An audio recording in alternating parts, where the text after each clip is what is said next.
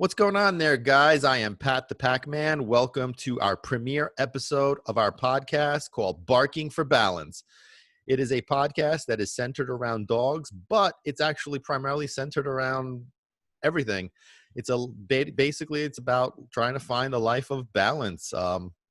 Balance is what things are all about, and we're going to talk about dogs, obviously, because that's the center of what this is all about, and it's the center of my world. But it's just not necessarily all about dogs. So first of all, I want to just talk about a little bit about what that word balance actually means. And a lot of people, when they hear, especially talking about like dog trainers or dog behaviorists, and they're completely against that word, and they actually say to people, make sure that you don't, they don't say anything about the word balance. And if the word balance is in there, you want to avoid them. I'm not exactly sure why that word and that concept is so terrible. Basically, the way I think balance should be viewed is living exactly that, a life of balance, much like, unfortunately, most of our dogs don't live. And that's why there's so many poorly behaved dogs. But we're going to get to that in a second as to how we could help these dogs become more balanced. And balance is a good thing. So let's talk about balance a little bit. And, before we even get started about that, let me tell you a little bit about myself and what my story is and how I came to be here. Because right now I can imagine you're saying to yourselves, so I'm going to tell you, and you're going to understand what that means in a second. So I was born in Brooklyn. I lived in Brooklyn for 10 years, and my parents are off the boat Sicilian. And we ended up moving to Sicily when I was 10 years old, and I lived there for a total of 7 years. So I do speak fluently Italian, and I do speak very fluently Sicilian. Sicilian is one of the things that I love. Speaking Sicilian is one of the things that I love. Unfortunately, it's a dying language. It's a dying dialect. It's the dialect of Sicily. Back in the day, it was viewed as very like vulgar, like lower class people spoke Sicilian and the upper echelon people spoke Italian. So, well, fun, cool to all that stuff. But I'm a big lover of Sicilian. I speak it all the time, and I'm going to be doing that. You'll be throwing in some words and some phrases, so be prepared. But yeah, so yeah, like I said, lived in Italy for 7 years, and moved back when I was 17 years old. Make a very long story short, I was terrified of dogs till I was 28 years old. Yes, 28 years old. And throughout that period, I was also a financial advisor. I was a financial advisor for 16 years. And during that 16-year period, I became very unhappy being a financial advisor. So let's start with the dog part of it. So I was afraid of dogs till I was 28, until I got divorced. And I moved into my first apartment, and that's when I had exposure to dogs, which is the reason why I believe that I developed this fear of dogs, because I really never had any exposure to dogs. It was just preconceived notions or whatnot. So finally had some exposure, and I overcame my fears. No more scanturica on it. And then I was completely against, though, pit bulls and Rottweilers, pretty much for what you hear in the media, what people were saying. Again, no exposure, no experience, no nothing. But that's kind of like how that started. So from there, I got divorced. Like I said, I got divorced, moved into this apartment, overcame my fear of dogs, and was the pit bull and the Rottweiler thing lasted for quite a number of years after that. During that period, I also had a Shih Tzu poodle named Peanut. That was my first dog ever. And he was a little 15-pound, a little fluffy guy. We'll talk about that, but talk about him on another time.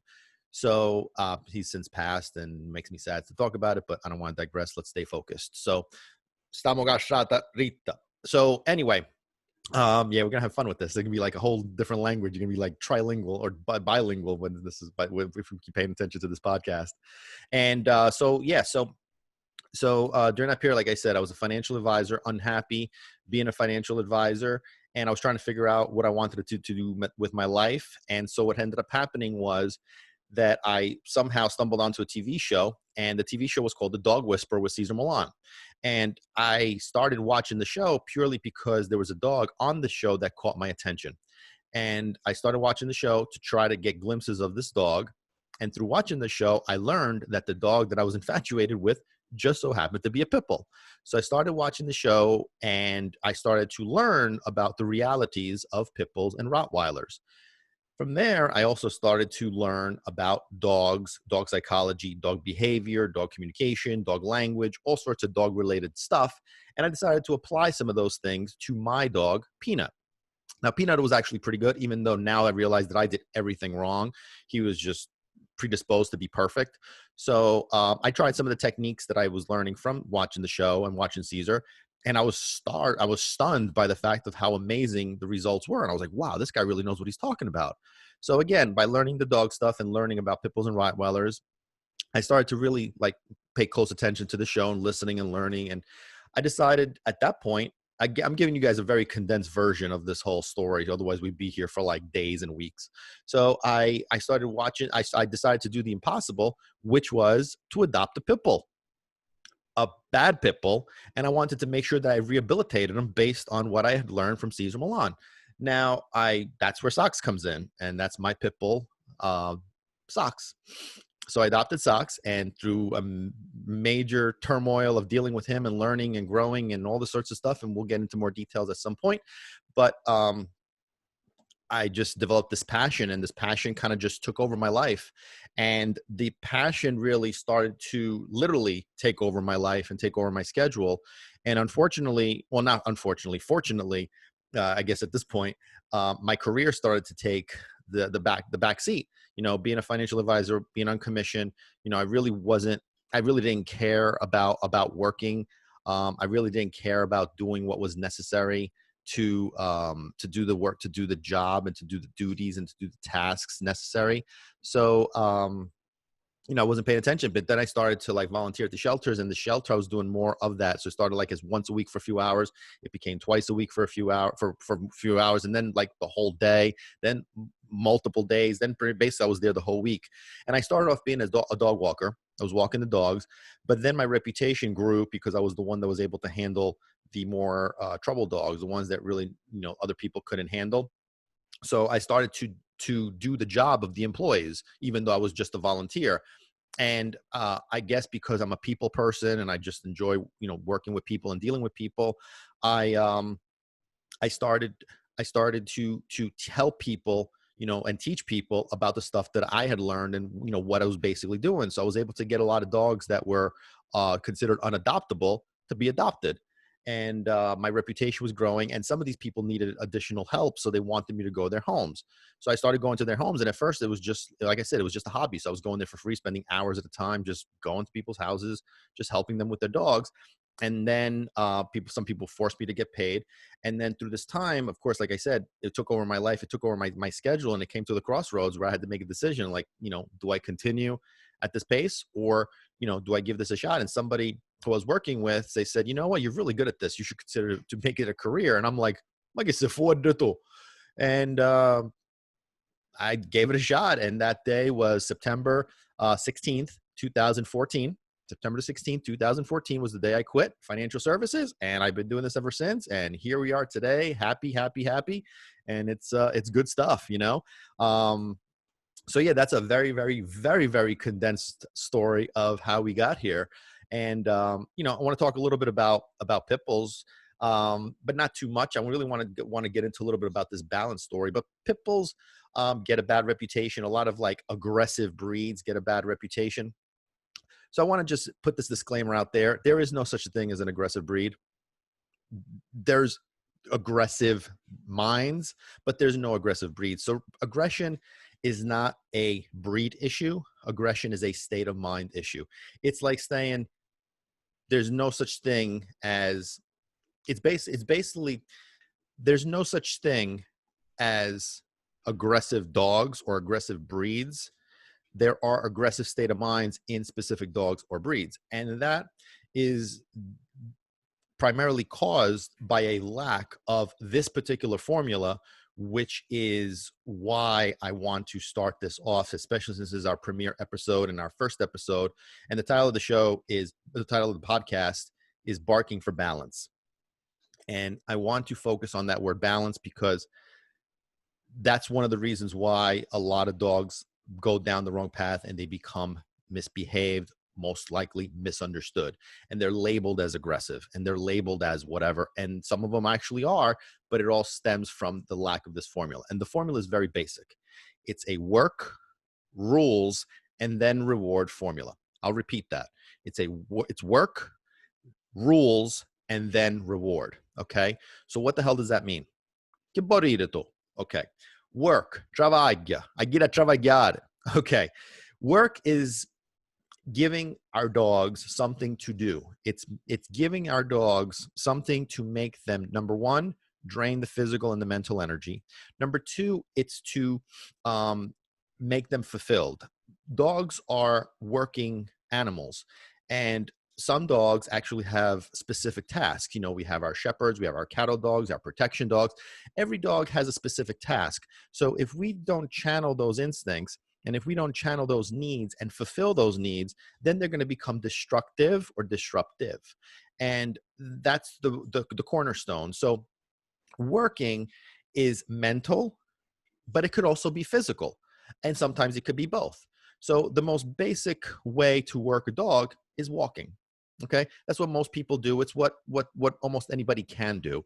And the level of how much working, how much walking is necessary, it depends on the dog. It's not really dependent on the breed itself. It's based on the energy of the dog, because you could have the same exact breed of dog. One has higher energy than the other. So it's really an independent case. Now, obviously, if you're dealing with like a Mastiff compared to a Lab, well, yeah, a Mastiff is going to require less physical stimulation compared to a Lab. However, the same breed of a lab, one lab could be requiring more physical and mental stimulation compared to another lab. And so that's why we have to cater it to those. And I'm just giving you an overview right now of just the basic premises, but in future podcasts, I want to talk about more in detail about these concepts. So that's one component. That's the work component, mental and or physical. Let's talk about the mental aspect of it. So what is the mental aspect? Che vuol dire questo mental? Che significa mental? Mental is the brain. Okay. So I used to be a financial advisor, like I said, and my father was a mechanic. He used to fix cars, and he always said to me when I would come home exhausted, and I would be like, man, I had such a long day, I'm so tired. Ma che schifo, ma come possibile che sei stanco? Kasi sitter davanti alla televisione. That basically means, how could you be tired when you're sitting on your ass in front of a TV? Well, that's the problem with the difference. Not the problem. That's the difference between physical stimulation and mental stimulation. You could be just as tired by using your brain. And that's one of the things that we want our dogs to do, is we want our dogs to use their brain to process, to think what it is that they need to do in order to get the third component of the formula, which is the reward component. Okay. So if we don't let them think and process, then they're never going to come to that conclusion. And that's, we're also helping drain physical and mental, and I'm sorry, it's also draining mental energy. It's getting them tired because they're thinking, they're processing, they're trying to figure out what it is that they need to do in order to give you what it is that you're asking for, or for you to give them what it is that they desire. Understand? So the mental and the physical aspect combined is crucial. The walking incorporates both. If done the right way, it incorporates both. And again, we're going to talk about that on a separate podcast, but make sure that we work. And if you guys have any questions on the working, we'll be more than happy to answer and to discuss this in more details. Now, the rules part of it is about establishing structure. It's about establishing expectations. It's about letting our dogs know what it is that we want from them, what it is that's required of them. Oftentimes, if not most of the time, if not all of the time, guaranteed, that if they don't know what it is that we want from them, if they don't know what's expected of them, then they're kind of just going to make up their own rules. And that's why a lot of dogs get labeled as aggressive, is because they've never had any structure. They never had any directions, any boundaries, any limits, any rules, or anyone to tell them what it is that they wanted from them. So they gone down the wrong path, and they're making up their own rules. Some of them makes no sense whatsoever, such as, the people that love their dogs, that protect them. And this part cracks me up when you have like the little bitty Yorkie that's about 2 pounds that's sitting on a person's lap, and somebody comes up to them and the dog growling as he's like this little squirrel, and people are like, oh, she's so protective of me. And I only have 2 questions for that. First, well, there's actually 3. First of all, is ma sei cretino, se ma sei proprio pazzo? That's just a different question. But the second question I have is, number 1 is, protecting you from what? Like, if you're allowing your dog to protect you, it's protecting you from what? Like protecting you against everything? And the second question I ask him is how? This is a little squirrel. You pew, you fling him off, and he's gone. But anyway, I'm getting a little ahead of myself. Without rules, that's what they do. If they don't know that they're not supposed to protect you, if they don't know that they're not their job, then they're going to protect you. Okay. A lot of people want that, and I always recommend that if you want your dog to protect you, then you need to have them protection trained specifically by professionals that specialize in that area, because otherwise they're going to protect you against everything and anything. And that's when you have behaviors that are going to end up getting your dog put down. Okay. But again, we're getting into a little ahead of ourselves. Focus on establishing rules, direction, boundaries, and limits. Let your dogs know what it is that you want from them, much like you would do for a child, like a parent would do for a child, much like a boss would do with an employee, letting them know what the expectations are. We come in at 8 o'clock. We leave at 5 o'clock. You get a 30-minute lunch break. This is where the copier is. This is what we're doing here. This is what you're doing over here. Just basically setting the tone of what you want, okay? That's the rule component. And then the third component, which is really not something I have to teach anybody because that's what most people do, is the rewards. Work rules and then reward. Rewards, I can't even talk. Sono un poco meriaco. Rewards are everything. Okay, it's food, it's toys, it's treats, it's affection, it's attention, it's playtime. It's everything is a reward. And there's more parts of it, which we'll get to, about what other components are reward as well. And that's part of like teaching specific behaviors that some dogs are not really performing up to our expectations. So, but the basic reward is the treats and the attention and the affection and the playtime and the toys. Those are all rewards. The problem is that most people give their dog rewards at the wrong time and in the wrong way. And most of the time, it's too much. Okay.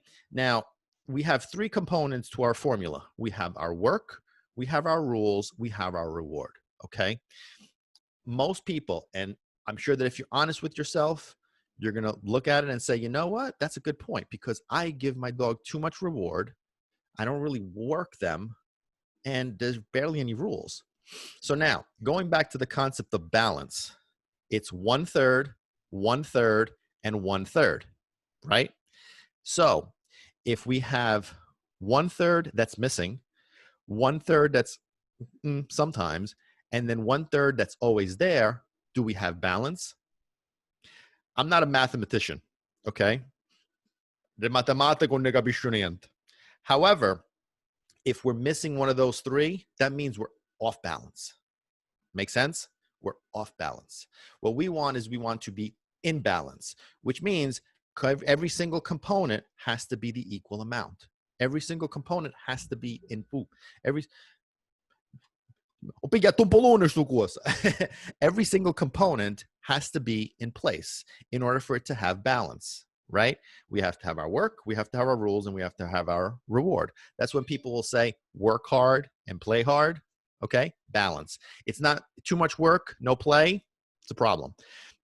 When I was a financial advisor back in those days, my quest for a number of years was focused on basically money. I was a money whore. I was chasing after money. That was the only thing I really cared about. And I believed back in those days that money was how you determine whether you are successful, whether you are happy, whether you are fulfilled, and all that kind of good stuff.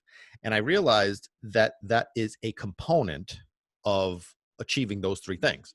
So in life, what I like to focus on, and this is what I'm focusing on, is achieving balance in all three of those areas: to be happy, to be fulfilled, and to be successful, but in every single area. So happiness spiritually, happiness to be happy, fulfilled, and successful financially, spiritually, physically, emotionally, in relationships, in business, in every single area separately. Because again, going back to balance, you could have somebody who is extremely wealthy financially, they're happy, fulfilled, and successful, they got it all, but yet their health is a mess. Okay. You could have somebody who has the perfect body. Okay. Their body is perfect. They work out, they eat, they're so disciplined, they're structured, they're in place. Everything there is perfect. It's aces. Sono proprio tutte birre, sono belli sciacquate. But their relationships are shit, you know? So they're not in balance. Their life is not in balance. So I feel, my opinion, that in order to find balance, to be happy, successful, and fulfilled, we have to look at all these different areas. So we work on this area, we work on this area, and we work in the areas that we feel or we are weak in. Okay. So if you're a little overweight and you have a ton of money, then you know what? Slow down your work, focus on your body, go to the gym, work out, whatever the case may be. About finding balance is how life is supposed to be lived. If you're too much on one side, then you're off balance and you're just not, you're not as happy, fulfilled, and successful as you need to be or as you should be. And that's my philosophy, the way I'm thinking about it, because if you focus too much on work, and there's a lot of people that do that, you know, sono tutto travaglio and that's it. Okay, you know, and that's great. You know, you maybe have a great business, you're successful, but maybe your health is deteriorating because you're just too focused on it. So finding that balance is crucial. And, you know, I thank God. God is at the center of my whole life. Everything I do, I praise God and I thank God. And I actually came to find God, believe it or not, right after I got divorced as well, which is kind of funny because how the process of how things evolved to where I got to this point is all within that period. So that was a really, really big time for me. There was a lot of things that were born and that were created during that time period, or after, I should say, that took place. So don't discount divorces. Divorces are not necessarily a bad thing, but we'll talk about those little areas in more detail about my personal life. But getting back to dogs, so yeah, so you know, everybody wants to love their dog. Everyone wants to care for their dog. Everyone wants to treat their dog like gold. And I get it. Listen, my dogs are treated better than anything else. You know, I got them laying down right around me right now. You know, but they're fulfilled. I can't even talk. I'm telling you, sono un tico mariaco. I don't drink, but sono un mariaco. No, I'm just kidding. So, um, they're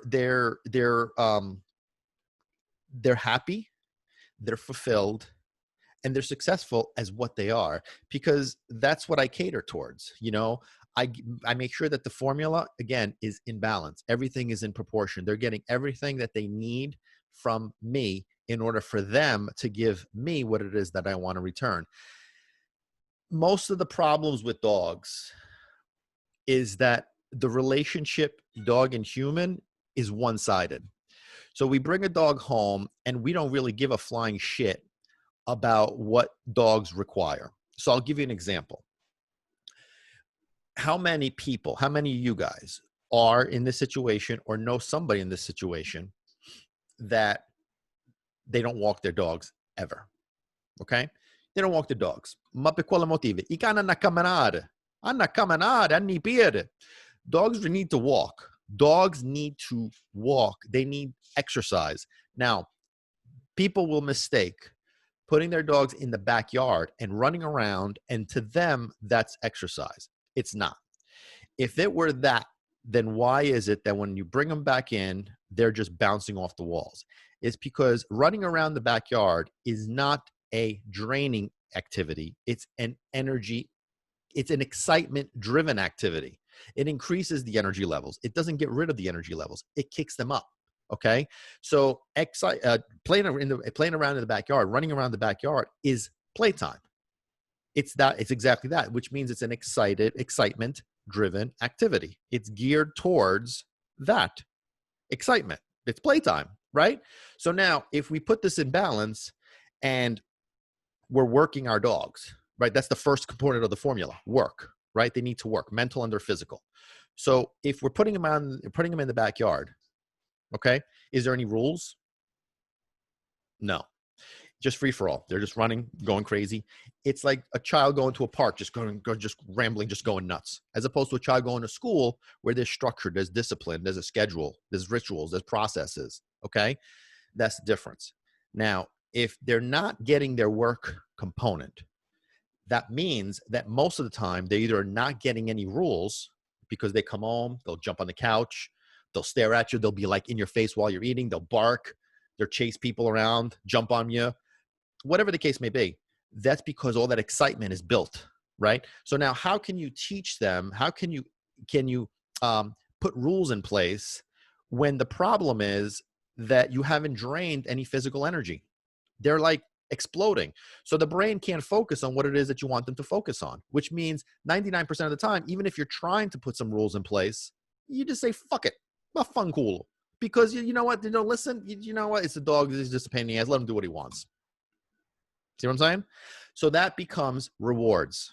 So now they're in the backyard playing, which by the way, is a reward, right? There's no work. There's no rules. It's all reward. So now the formula is all reward, reward, reward. One component when there should be three. It's that simple. So work, rules, reward is about balance. Life is about balance. Okay. We need to find balance in our lives. We need to provide our dogs a balanced life for them to be happy, fulfilled, and successful. Okay. Again, what I was talking about about a one-sided relationship is that people bring their dogs, a dog home, and they're not providing their dog what they need, whatever the breed may be, especially if it's a purebred of a specific type. We're not providing them what it is that they need. Okay. So now they're not getting what they need. Okay. But we expect them to provide us what they need, which is, oh my God, I want to come home and I want to be loved. Okay. So now you come home, you're screaming, hi, baby. Oh my God, I missed you so much. Where have you been? You miss mommy. And now you're hugging and kissing them. You're just hugging and kissing them. Okay, you're getting that excitement all crazy, all revved up. So now there's nothing to drain it. Now you're kicking it up. You're making it get to the top of the list. It's at the top. It can't go any higher. It's all the way up top, right? And it's exploding. It's exploding, but there's nothing to drain it. You haven't given them an outlet to drain it. You haven't set any rules, but you're just giving them tons of reward, tons of affection. Yeah, kicking up that excitement, getting that excitement. Throw some treats at them. Yeah, here's some treats. Here's some cookies. Here's some food. Oh my God, oh my God, oh my God. And then you wonder why they chewed up your freaking couch. Then you wonder why they jumped the fence and they ran down the street. Okay, you're wondering why they just bit the mailman. Well, that is because you did not fulfill their needs. It is a one-sided relationship. It's that simple. Would you be happy if your relationship was one-sided? Husband and wife, but the wife is not getting what she requires from her husband, but the husband is getting everything that he requires from the wife. How would you feel? I guarantee you wouldn't feel good, right? Guaranteed. So we need to understand the basic premise that dogs don't require us to love them only. They need us to love them the right way. And we have to respect what they are, and they are dogs. When we treat them like humans, when we treat them like children, we're taking away the essence of what we love about dogs. I call it their dogness. Okay? We're taking away their dogness. Now, here's my theory behind this. Dogs, we love dogs for a reason. I love dogs for a reason. Okay? It's just the way they are, the way they live in the moment. We're going to talk about this in more details, in more other podcasts, but the way they live in the moment, the way they're unforgiving, they're forgiving, the way they want to please, the way they just live their lives and they're just focused on the present. They don't care about the past. They don't care about the future. They're just happy all the time. They're just great creatures. They bring us so much joy and happiness. Okay.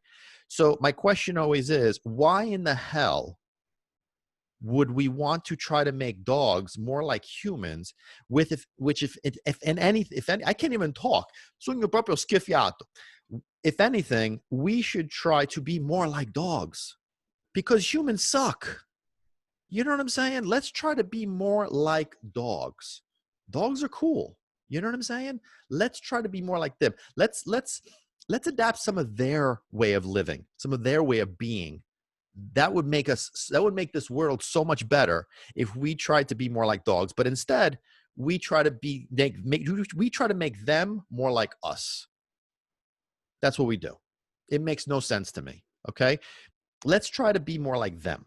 Let's try to copy them. Let's try to observe them. Let's provide them for a change what they want. Let's make them legitimately happy. So this way, we don't have to blame the breed, blame the dog for misbehaviors. It's not the dog, people. It's the people. People make dogs. That's how it works. If you expect your dog to just magically be perfect, sometimes it'll happen. Happened with me and Peanut. I did everything wrong. That guy turned out perfect. Now that I look back, there were some quirks, but overall, he was pretty perfect. But it had nothing to do with me.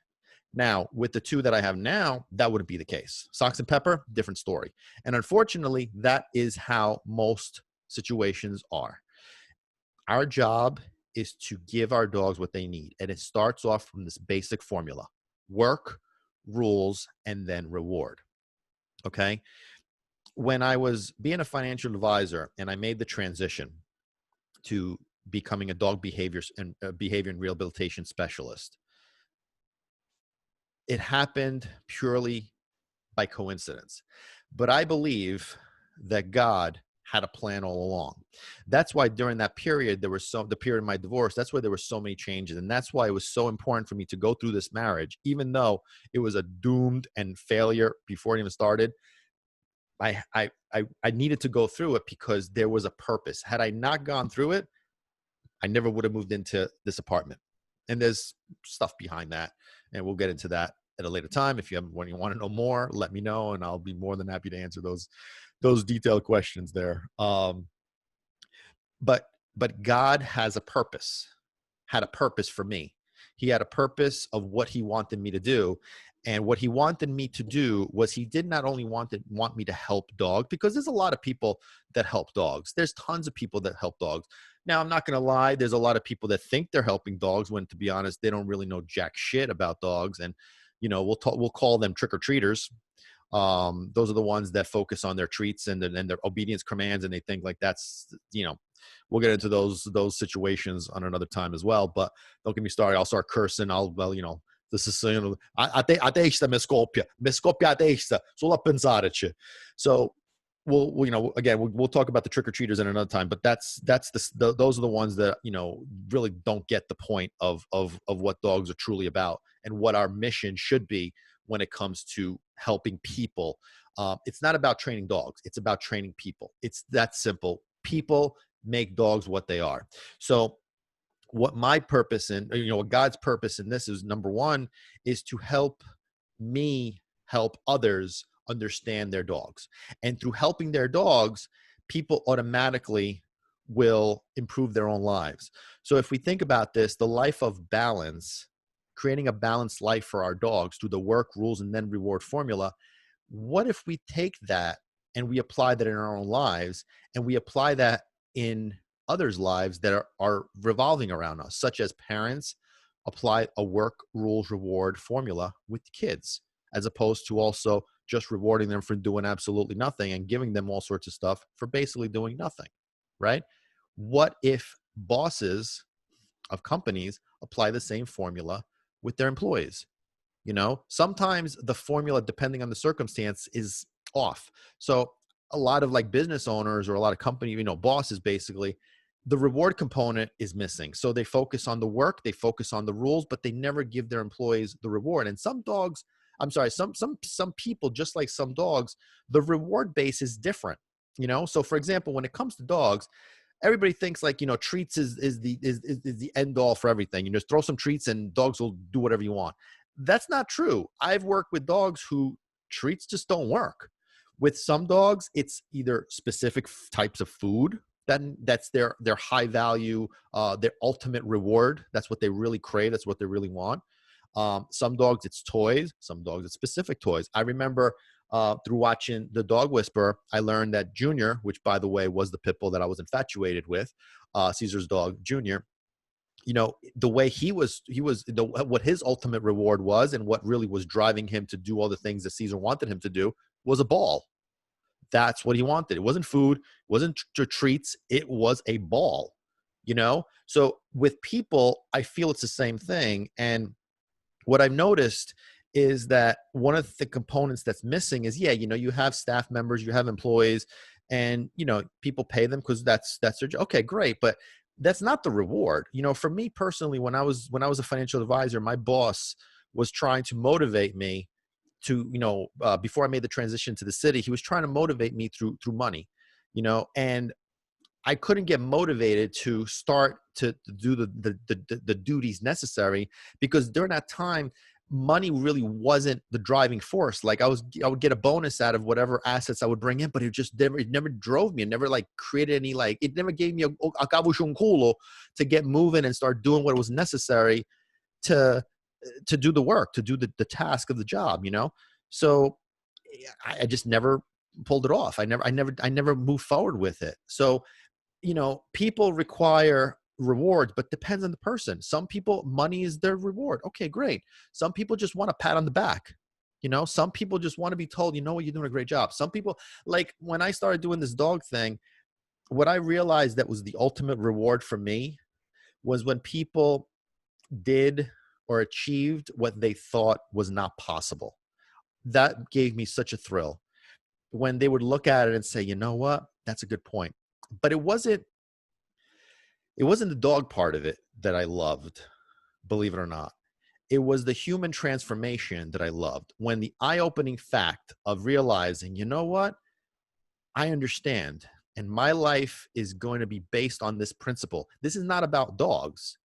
This is what some people have told me. It's not about dogs, it's about life.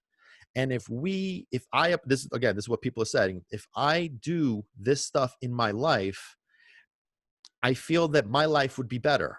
Yeah, exactly. Your life will be better, which means your dog's life will be better too. So what exactly is the problem? Again, what I was saying before about the balance bin, and a lot of people like swear, oh, you don't, make sure you don't go near and these are all the trick-or-treaters, by the way. Don't go to the balance. They're just crazy. They're just mean. They're cruel. Va fatta una cacata oscuro.